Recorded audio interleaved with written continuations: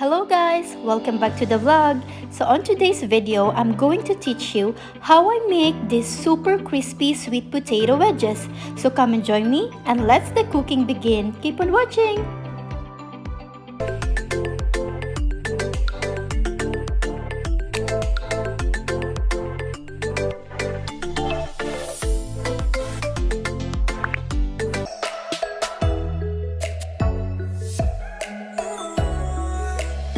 So guys, first thing I'm going to do is to wash the sweet potato, peel it, cut them into wedges, wash them properly, and soak it to the water for some time to remove the resin from the sweet potato. Next, I'm going to fill my pan with water and let it boil. Once the water is boiling, add good amount of salt, then pour in the sweet potato in it.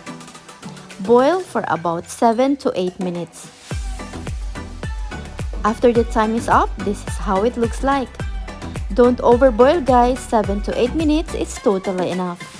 While waiting for the potato to cool down, I'm going to prepare our flour butter mixture.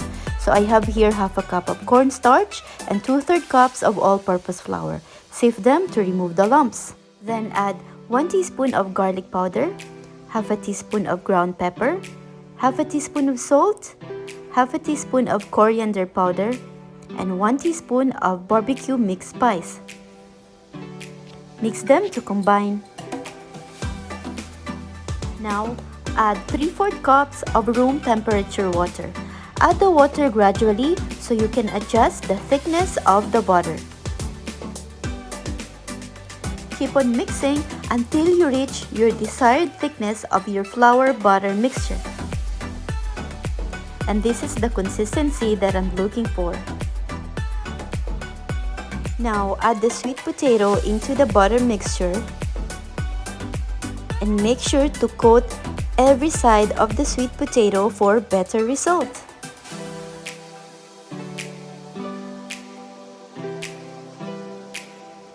Now, fry the potato until perfectly golden.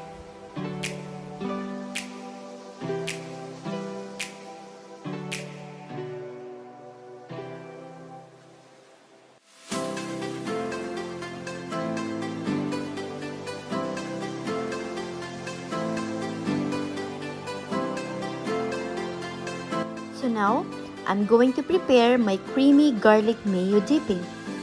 So I have here 3 cloves of garlic,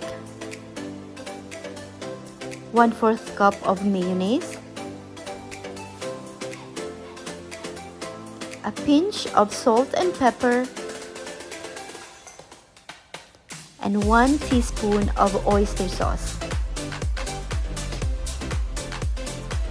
Mix until well combined.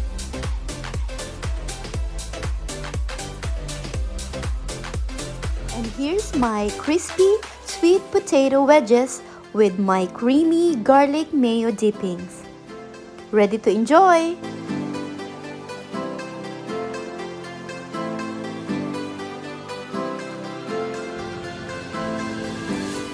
The taste of spaghetti.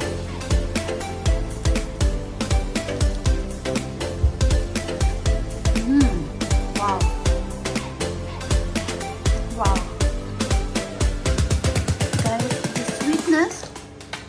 From the potato and the savory of our creamy garlic mayo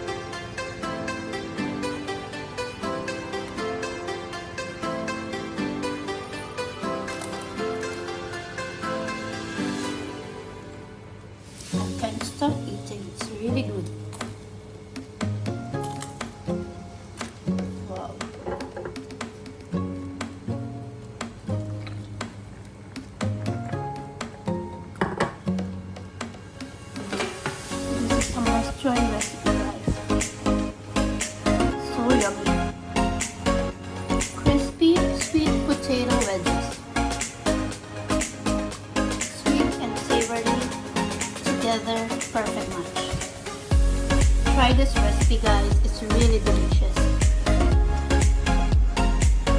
I hope you guys will give my recipe a try, and if you like this video, give me a thumbs up, leave some comment down below, click the notification bell so that you're always updated every time I have new upload, and of course, don't forget to subscribe to my channel.